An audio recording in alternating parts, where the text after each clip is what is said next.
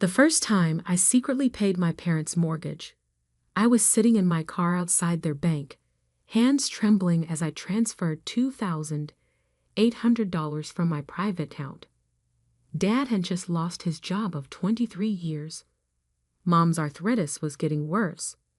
And my brother Michael was too busy finding himself in his third year of grad school to notice our family was falling apart. That was 3 years ago. Now, I stood in our kitchen, washing dishes from another tense family dinner, listening to Michael complain about how I was taking advantage of our parents' generosity by still living at home at 28. "It's embarrassing," he declared, lounging on the couch while scrolling through his phone. "All my friends ask why my sister can't get her life together." I scrubbed harder at a pot, saying nothing. Let him think I was struggling. Let him believe I couldn't afford to move out. The truth was far more complicated. "Sarah," Mom called softly from her chair, her hands working at her knitting despite the pain. "You know you're always welcome here." Michael scoffed. "Mom, you're enabling her. She needs to grow up, get a real job instead of that online whatever she does." That whatever was my tech company, now valued at just over $40 million. But Michael didn't need to know that. None of them did. Not yet. "I contribute to the household," I said quietly, drying my hands. "What? Buying groceries sometimes? Doing dishes?" "That's what teenagers do for allowance." Michael stood up, his 6-foot frame towering over me. "Meanwhile, I'm about to finish my PhD. I'm going to be a professor. I'll be able to really help the family." I bit back a laugh. His student loans could buy a small island. Dad shuffled in from the garage, looking older than his 60 years. The layoff had aged him, turned his hair gray, bent his shoulders with worry. He tried to smile, but I saw the strain around his eyes. "Everything okay in here?" "No, Dad, it's not okay." Michael turned to face him. "We need to talk about Sarah. She's almost 30, still living at home, barely working. It's not right." Dad sighed, sinking into his chair. "Michael, this isn't the time." "It's exactly the time. Look at this place. We're barely keeping up with repairs. Mom needs better medical care. And we've got a perfectly capable adult just freeloading." Mom's knitting needles went still. "Michael, that's enough." But he was just getting started. I'd seen this building for weeks, ever since he'd come home for an extended visit after his graduate housing fell through. His own failures were eating at him, and he needed someone to blame. "No, it's not enough. Sarah needs to hear this.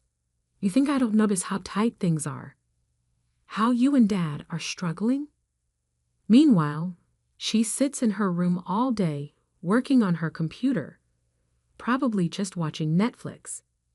I was actually on video calls with my development team in Singapore, but sure, Netflix sounded about right. "I pay my way," I said softly. "With what money?" He laughed harshly. "Your little web design business. Please. I saw your car, 10 years old and dented. You can barely afford gas." That car was a deliberate choice, like the simple clothes I wore, the lack of flashy accessories, the careful appearance of just getting by. I'd learned early that success is easier to build when no one's watching. "You don't know everything about my finances, Michael." "I know enough. God, it makes me sick seeing you take advantage like this. Mom and Dad are too nice to say it, but I'm not. You need to grow up, get a real job, move out." "Michael, please." Mom's voice shook. "Your sister helps in ways you don't see." If she only knew how true that was. The mortgage payments were just the start. I paid off their credit cards, set up a private medical fund for Mom's treatments, and quietly arranged for the home repairs they thought their insurance had mysteriously decided to cover. What ways? Michael demanded. Does she have some secret fortune we don't know about? He laughed at his own joke. I said nothing, just pulled out my phone and opened my banking app. 3 years of transactions, all carefully documented. Every payment, every transfer, every bill quietly handled, while they thought they were just managing to scrape by. Actually, I started, but Michael cut me off. No, I'm done listening to excuses. This is our parents' house, our family home, not your permanent crash pad. His voice rose to a shout. GT out of our parents' house. Well, we're just a freeloader. The room went silent except for Mom's sharp intake of breath. Dad's hands gripped his armchair, and something in me finally snapped. Interesting choice of words, Michael. I turned my phone screen toward him. Should I stop the monthly payments I've been making for the last 3 years? He squinted at the screen, then his eyes went wide. Mom started crying softly in her chair. What? What is this? Bank records, I said calmly. Every mortgage payment since Dad lost his job. Every medical bill for Mom's treatments. The new roof last summer. The property taxes. All paid from my account. That's impossible. He grabbed my phone, scrolling frantically through the transactions. These amounts, you can't. Can't what? Afford it? Funny how appearances can be deceiving. I took my phone back. You never asked what I actually do, Michael. You just assumed. Dad stood up slowly. Sarah, all this time. I nodded. You needed help. I could help. It seemed simple. But how? Michael sputtered. Your little web business is now one of the largest independent tech security firms in North America.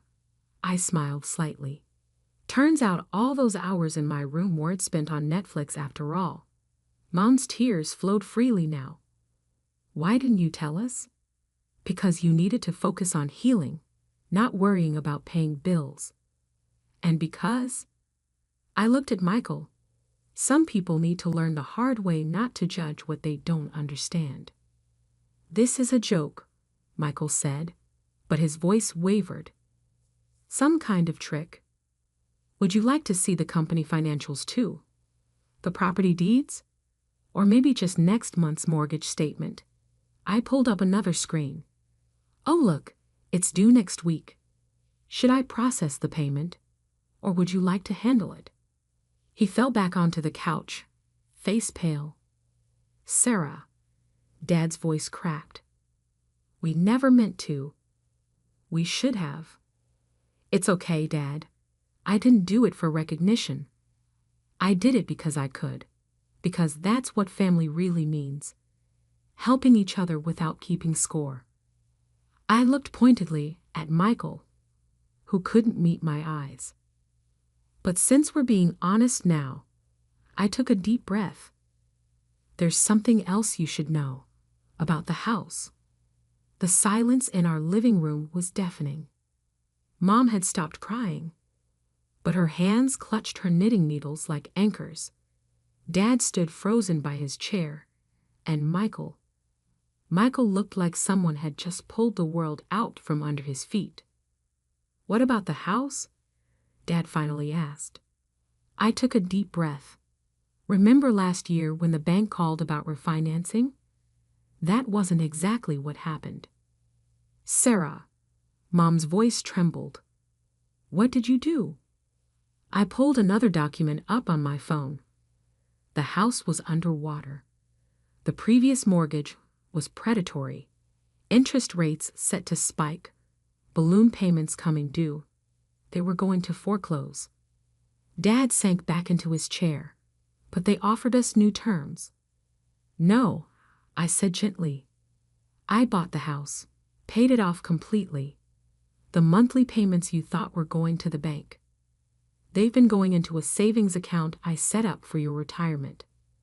The sound of shattering glass made everyone jump. Michael had dropped his water glass, shards spreading across the hardwood floor I'd had replaced last spring. You own our house, he whispered. Technically, it's in a trust, for Mom and Dad's benefit. They can live here as long as they want. Never have to worry about payments or maintenance. I looked at my brother, and no one can ever threaten to kick anyone out. Michael's face flushed dark red. The irony of his earlier outburst wasn't lost on him. Why keep this secret? Dad asked. All this time, we thought we were barely hanging on. Because you needed to feel normal, I said. After the layoff, after Mom's diagnosis, you needed stability, not charity. So I found a way to help without damaging your dignity. Dignity. Michael laughed sharply. You've been playing us like puppets, watching us struggle, letting us think. Letting you think what? I cut in. That I was a failure. That I needed your constant judgment and criticism. That somehow your unfinished PhD made you more successful than my little web business. He flinched. The company is worth $40 million. By the way, I added quietly. We're expanding into Europe next month. That's what those late-night calls in my room were about, coordinating with our teams in London and Berlin. Mom's knitting needles clattered to the floor. 40 million? Give or take a few million depending on the market. I shrugged. But that's not important right now. What's important is that you understand I'm not here because I have to be. I'm here because I choose to be. But your car, Michael protested weakly. Your clothes. Our choices. I finished. I drive that car because it's reliable and paid for. I wear simple clothes because I'm comfortable in them. Not everyone needs to show off their success, Michael. Dad cleared his throat. The medical bills, your mother's treatments, all taken care of, including the experimental therapy they said insurance wouldn't cover. I smiled at Mom. That's why you've been feeling better lately. You've been getting the best care available, not just what we could afford. Fresh tears rolled down her cheeks, but these weren't from sadness. I don't understand, Michael said, his voice small. Why let me treat you like that? Why not just tell me to shut up? Because you needed to learn something. I walked over to help him clean out the broken glass. Success isn't about appearances. It's not about titles or degrees or what other people think. It's about what you actually do, how you help others, how you build something real. As I carefully picked up the glass pieces, I continued. Every time you mocked my job, criticized my choices, tried to make me feel small, I was signing contracts worth more than your student loans. Every time you bragged about your future professor's salary, I was paying the property taxes on this house. Sarah, Mom interrupted, the savings account you mentioned has enough to cover your expenses for the next 30 years. I said, conservatively invested, professionally managed. You never have to worry about money again. Dad started to speak, but his voice caught. He tried again. We should have seen. No, I said firmly. You shouldn't have. That was the point. You needed to heal, to focus on each other, to get through the hard times without pride getting in the way. I could help, so I did. But now, Michael asked. Why tell us now? I stood up, glass shards tinkling in my palm. Because it's time. Because Mom's health is better, Dad's starting his consulting business, and you. I looked at him directly. You need to understand that the world is bigger than your assumptions. The grandfather clock in the hall, another quiet repair I'd arranged, chimed 9 times. Outside, a car pulled into our driveway, headlights sweeping across the living room windows. That's probably Jamie, I said, checking my phone. My CFO. We have some contracts to review. Here. Michael asked incredulously. Why not? It's my house. I smiled slightly. Well, technically, Mom and Dad's house. I just maintain it.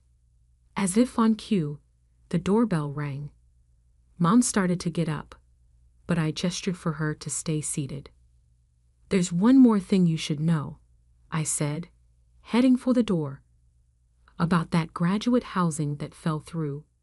The doorbell chimed again as I reached for the handle. Behind me, I could feel my family's eyes following my every move, still trying to process everything they'd learned in the last hour.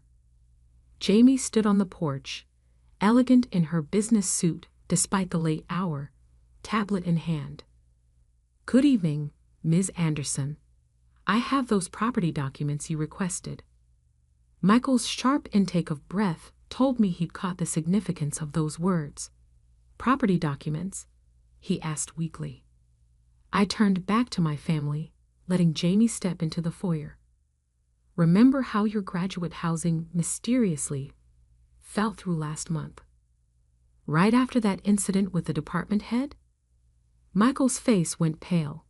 He'd been bragging for weeks about telling off his supervisor, claiming academic integrity when really he'd missed several teaching deadlines. The University Housing Board didn't cancel your contract, I continued. I bought the building. The silence that followed was absolute.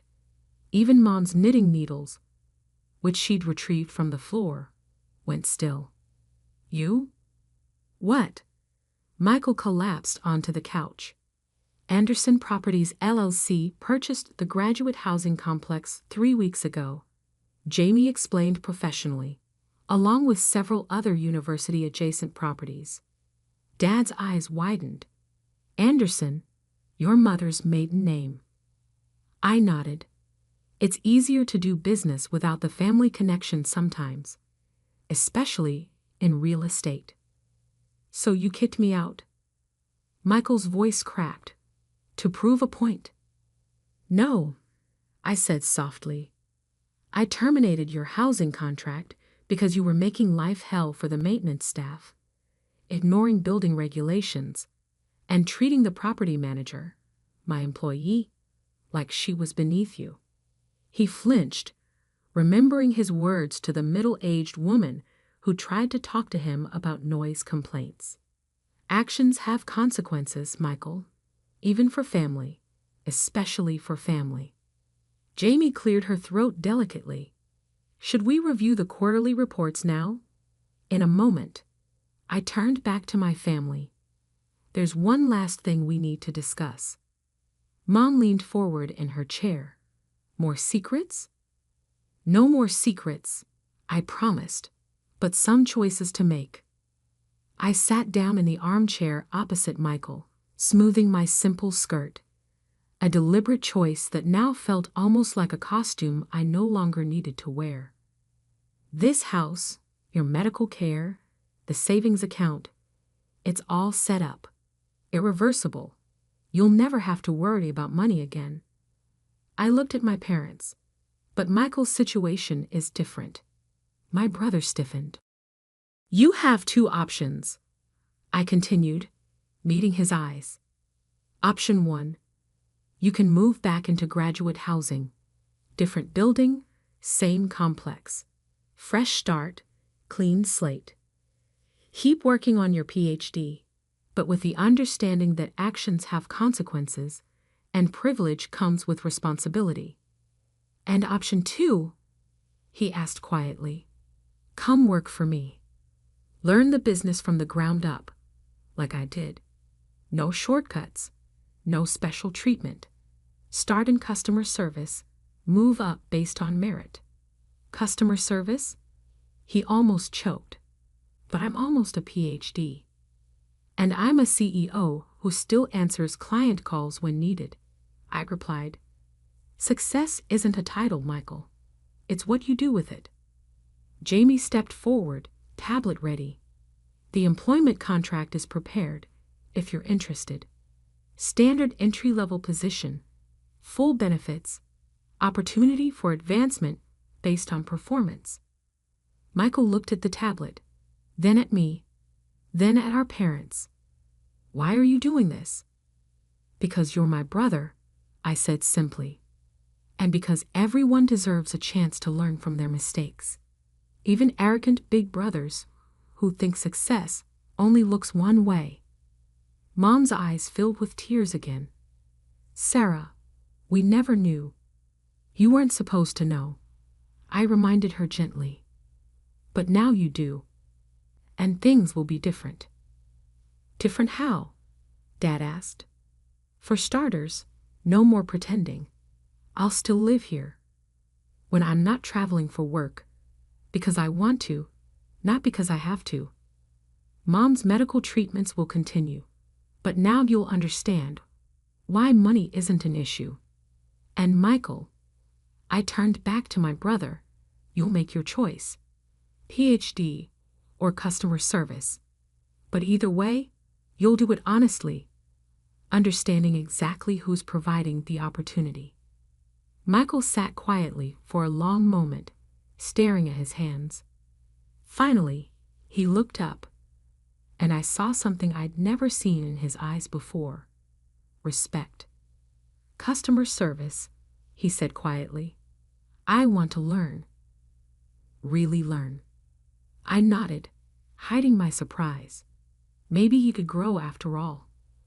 Jamie, the contract pleads. I took the tablet, signed it, and handed it to Michael. You start Monday. Don't be late. As he signed, his hand trembling slightly, Mom spoke up. What about your company? Your real life? This is my real life, Mom. All of it. The company, the properties, this house, this family. I just compartmentalized for a while. Now we can be honest. And the car? Dad asked, a slight smile playing at his lips. I laughed. The car stays. It reminds me where I started. Where we all started. Jamie cleared her throat again. Ms. Anderson, about those contracts? Right. I stood up. Family meeting adjourned. Michael, HR will email you orientation details. Mom, your next treatment is Thursday. I'll drive you. Dad, let's talk about your consulting business tomorrow. I have some contacts who might be interested. As I followed Jamie to my home office, formerly known as my little bedroom, I heard Michael ask quietly, the building manager I was rude to, is she still? She's your new supervisor. I called back without turning around. I suggest you practice your apology before Monday. The sound of his groan followed me down the hall, but under it, I heard something else. Mom's laughter, Dad's chuckle, the sounds of a family finding its footing in a new reality. Sometimes the biggest success isn't in what you build, but in how you reveal it. And sometimes the hardest person to prove yourself to isn't your family, but yourself. I'd done both. Now it was time to see what we could build together in the light of truth instead of the shadow of assumptions.